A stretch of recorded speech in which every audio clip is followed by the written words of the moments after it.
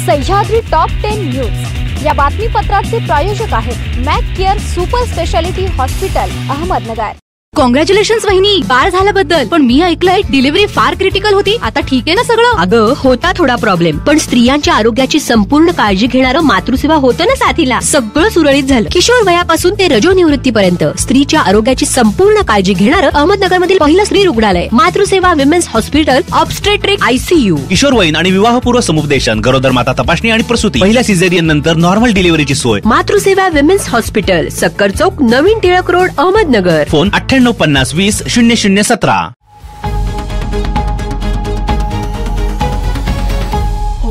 नमस्कार, मी साक्षी, न्यूज 24 सह्याद्रीमध्ये तुमचं स्वागत। पाहूया नगर जिल्ह्यातील महत्त्वपूर्ण बातम्यांचा आढावा सह्याद्री टॉप 10 मध्ये।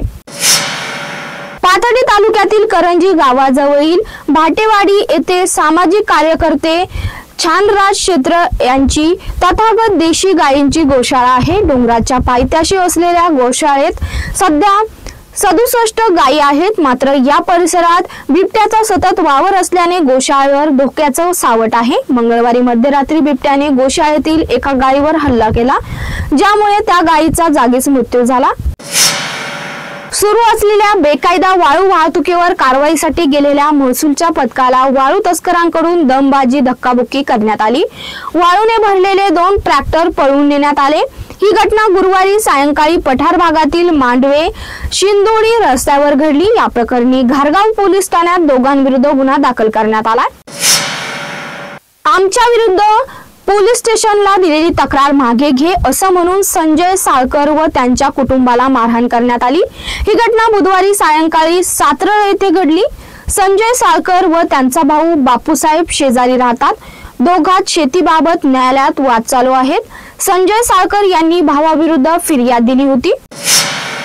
शनी शिंगणापूर देवस्थानमध्ये मुस्लिम कर्मचाऱ्यांची भरती करण्यात आल्याचा आरोप करत त्या कर्मचाऱ्यांना कामावरून कमी करण्याच्या मागणीसाठी हिंदू धर्मरक्षक मोर्चाचे शनिवारी आयोजन करण्यात आले आहे। दरम्यान शनी शिंगणापूर देवस्थानचे सतत कामावर गैरहजर राहत असल्याचं कारण देत 167 कर्मचाऱ्यांना नारळ दिला। प्रेम संबंध ठेवण्यासाठी दबाव टाकत एका 17 वर्षीय मुलीस आत्महत्या करण्यास प्रवृत्त केल्याप्रकरणी तिघांविरुद्ध नगर तालुका पोलीस ठाण्यात बुधवारी गुन्हा दाखल झाला। हा प्रकार मे ते 11 जून दरम्यान घडला। पीडितेच्या नातेवाईकांनी दिलेल्या फिर्यादीवरून सनी विजय बुद्धिवंत, विजय सुखदेव बुद्धिवंत, सुरेखा विजय बुद्धिवंत असे गुन्हा दाखल झालेल्यांची नावे आहेत। आरोपीने प्रेम संबंध ठेवण्यासाठी पीडितेवर दबाव टाकला, तसेच जीवे ठार मारण्याची धमकी देत पीडितेला सून म्हणून चिडवून तिला आत्महत्या करण्यास प्रवृत्त केलं असं फिर्यादीत म्हटलंय। सह्याद्री टॉप 10 मध्ये घेऊया छोटीशी विश्रांती। रोखोक पत्रकारिता, निर्भीड बाणा आणि कणखर भूमिका, महाराष्ट्राचा सखा, सत्याचा पाठीराखा, शब्दांचं सामर्थ्य, विश्वसनीयतेची उंची, न्यूज 24 सह्याद्री। विश्रांतीनंतर तुमचं पुन्हा एकदा स्वागत। पाहूया पुढील बातम्या। रस्ता आमच्या मालकीचा आहे, तुम्ही या रस्त्याने जायचं नाही असं म्हणून आरोपीने 2 महिलांना मारहाण केली। ही घटना सातरळ येथे बुधवारी घडली। अलका किशोर तळेकर व त्यांचे भाऊजय या दोन्ही घरासमोर गायींना चारा टाकत असताना तेथे आरोपी आला। हा रस्ता आमच्या मालकीचा आहे, तुम्ही या रस्त्याने जायचं नाही असं म्हणाले। तेव्हा अलका तळेकर त्यांना रस्ता सामायिक आहे असं म्हणाल्या। त्याचा राग आल्याने आरोपीने अलका तळेकर व त्यांच्या भाऊजईला मारहाण केली। याबाबत आरोपी प्रदीप साळकर, अनिता साळकर, सुजाता लांडगे, भावना साळकर यांच्या विरुद्ध गुन्हा दाखल केला। शेवगाव तालुक्यातील दहिगावने भावी निमगाव, रांजणी, भातकुडगाव, शहर टाकळी या गावात 11 आणि 12 जून रोजी झालेल्या वादळी वारा आणि पावसाने दानादान उडून टाकली आहे। शेतकऱ्यांच्या हातात तोंडाशी आलेली केळी, पपई यासारख्या पिकांचा घास हिरावला गेला।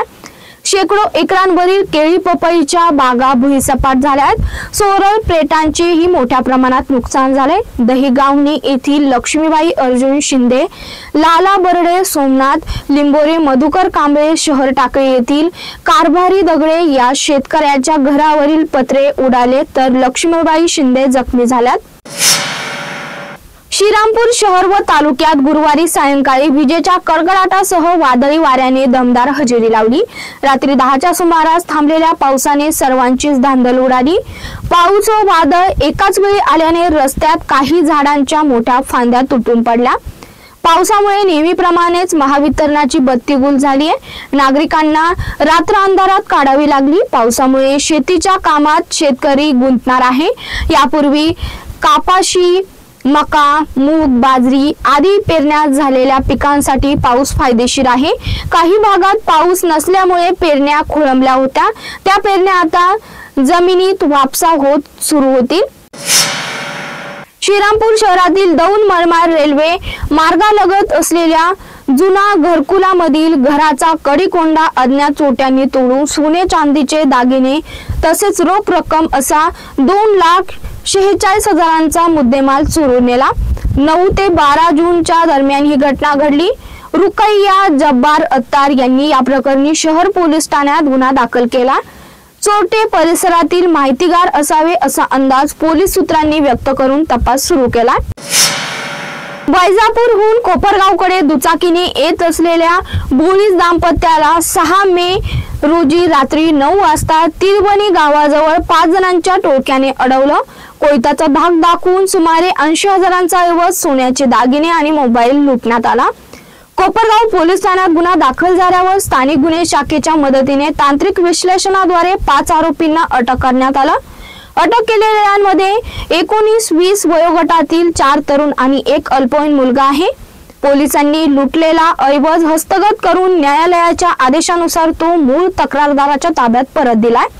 ही कारवाई पोलीस निरीक्षक संदीप कोळी यांच्या मार्गदर्शनाखाली पोलीस उपनिरीक्षक कमलाकर चौधरी व पथकाने केली आहे। बोळीज दाम्पत्याने पोलिसांचे आभार मानलेत। ही घटना समाजाला जाग आणणारी असून तरुण पिढी चुकीच्या वाटेवर का चालते याचा गांभीर्याने विचार होण्याची वेळ आली आहे। दिनांक 7/5/2025 रोजी फिर्यादी नामे संदीप रामदास बोळीज हे त्यांच्या पत्नीसोबत त्यांच्या घरी एक कार्यक्रम आटपून त्यांच्या घरी परतत असताना शिरसगाव शिवारामध्ये 5 अज्ञात आरोपितांनी त्यांना रस्त्यामध्ये अडवून बळजबरीने त्या महिलांच्या गळ्यातील 7.5 ग्रॅम वजनाचे सोन्याचे दागिने कोयत्याचा धाक दाखवून बळजबरीने नेलेले होते, चोरी करून नेलेले होते। त्या अनुषंगाने स्थानिक गुन्हे अन्वेषण शाखा अहिल्यानगर यांनी शिताफीने यातील आरोपी अटक करून त्यांच्याकडून गुन्ह्यात चोरीस गेलेला मुद्देमाल हा हस्तगत केलेला होता।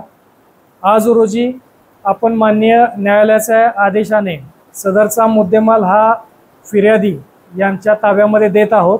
संदीप बोळीज ज्या दिवशी ही घटना घडली त्या दिवशी म्हणजे आतापर्यंत जन्माला आल्यापासून पहिल्यांदा पोलीस स्टेशनमध्ये येण्याची वेळ आली त्या दिवशी माझ्यावर। आणि आपण जी बाहेर ऐकतो की रात्री अपरात्रीनंतर जेव्हा गुन्हा नोंदवला जातो त्यावेळेस कुणी आपल्याकडे लक्ष देत नाही, की कुणी आपल्याकडे लक्षही देत नाही आणि काय झालंय ते फक्त ऐकून घेण्याची मानसिकता कुणाची राहत नाही असं आपण ऐकत आलो।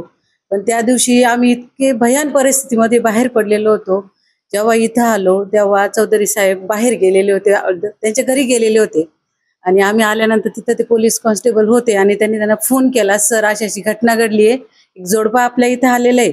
तर सर विदिन अ सेकंड एक 5 ते 10 मिनिटांमध्ये सर आमच्याकडे आले आणि एवढ्या रात्री साधारणतः 10-10:30च्या पुढचा सुमारास असेल, एवढ्या रात्री सर आमच्यासोबत रात्रीच्या वेळेस तिथे आले। 12-12:30 वाजेपर्यंत सरांनी आमच्यासोबत फिरले। एवढं करून मी पण एक जॉब करणारी महिला आहे, दिवसभराच्या एक्झर्शन नंतर संध्याकाळी कोणासाठी तरी काम करावं आणि तो संताप जो माणसाला येतो तो संताप मी या दोघांच्या बाबतीत कधीही बघितला नाही। एवढ्या 15 दिवस 1 महिना झाला आमच्या घटनेला, पण वारंवार मॅडम तुमचं सोनं सापडेल एक आधार, खूप छान दोघांचे पण स्वभाव आणि बाकीचे पण सगळे पोलीस आम्हाला खूप मदत केली। आणि जेव्हा जेव्हा कधी मदत लागली तेव्हा तेव्हा त्यांनी हो मॅडम तुम्ही या, आम्ही तुम्हाला मदत करतो आणि केलीही पण। दुसऱ्याही दिवशी 6 वाजेनंतर आमच्या सोबत तिथं आले। अक्षरशः एक महिला, प्रत्येक महिलेला असं हवं असतं की आपला पती हा आपल्यासोबत 8-9 नंतर असावा। माझ्या सोबत सरांना फोन आलेले, तुम्ही वाट बघा, घरच्यांना सांगितलं, पण त्यांनी असं म्हटलं नाही आम्हाला, मला घरून फोन आलाय, आमची वाट बघताय कोणीतरी आणि आम्ही जातो, असं कधीच झालं नाही. खूप छान दोघांनी आम्हाला वेळ दिला आणि आमचं सोनं आमच्या ताब्यात दिलं. सगळ्यात महत्वाचं आम्हाला आधार खूप महत्वाचा होता त्यावेळेस. आमचं सोनं भेटल ही अपेक्षा नव्हती, माणुसकी आम्हाला इतकी छान मिळाली दोघांकडनं, जे मी जन्मता पूर्ण समाजाला सांगू शकते की जे तुमच्या मनात त्या पोलीस लोकांविषयी आहे तो भ्रम तुम्ही दूर करा.